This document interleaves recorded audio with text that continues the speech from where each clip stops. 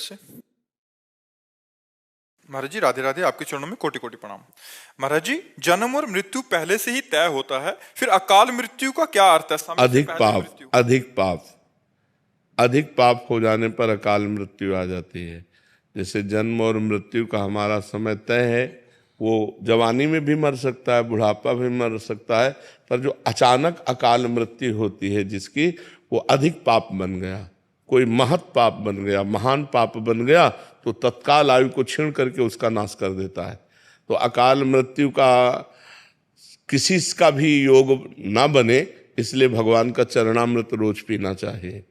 भगवान के चरणामृत का प्रभाव है अकाल मृत्यु हरणम सर्वव्याधि विनाशनम श्री कृष्ण पादोदकम पीत्वा पुनर्जन्म न विद्यते।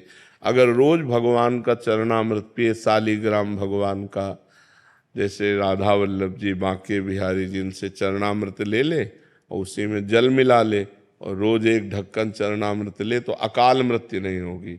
अकाल मृत्यु हरणम सर्वव्याधि विनाशनम, समस्त रोगों का शमन करने की सामर्थ्य और भगवान की प्राप्ति की भी उमंग ये चरणामृत प्रकट करता है। जो रोज चरणामृत पीता है उसकी अकाल मृत्यु नहीं हो सकती, उसको कोई रोग परेशान नहीं कर सकता। होगा, शरीर में हो सकता है रोग, लेकिन उसको परेशान नहीं कर सकता, और उसका शरीर जब छूटेगा तो अब अगला जन्म नहीं होगा, ऐसी उसकी स्थिति बन जाएगी। भगवान का अंतिम समय स्मरण आ जाएगा अगर रोज नियम से चरणामृत पीता है। अकाल मृत्यु हरणम सर्वव्याधि विनाशनम श्री कृष्ण पादोदकम पीत्वा पुनर्जन्म न विद्यते।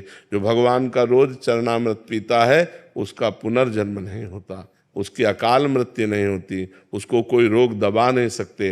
नहीं तो अपने द्वारा पाप ऐसे बन जाते हैं। अब जैसे गर्भ हत्या है, भ्रूण हत्या है, स्त्री हत्या है, वृद्ध हत्या है, कई ऐसी हत्याएं हैं, कई ऐसे पाप हैं जो महत पाप बन जाते हैं और जीवन बर्बाद हो जाता है। जीवन, आजकल तो लोग विचार ही नहीं करते कि पाप हो रहा है।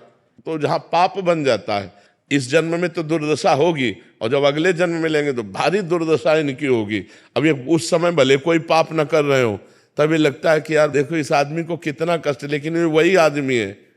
अगर इसको पूरी सीन दिखाई जाए तो आपकी ठीक है, भले इसको ऐसा ही होना चाहिए। तो जो दंड मिलता है ना, जिंदा जल गए, ट्रक में पिस गए, अब ये सब वही हैं।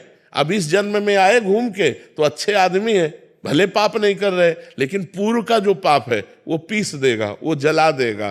तो जो कोई महान पाप बन जाता है तो हमारी अकाल मृत्यु भी कर देता है।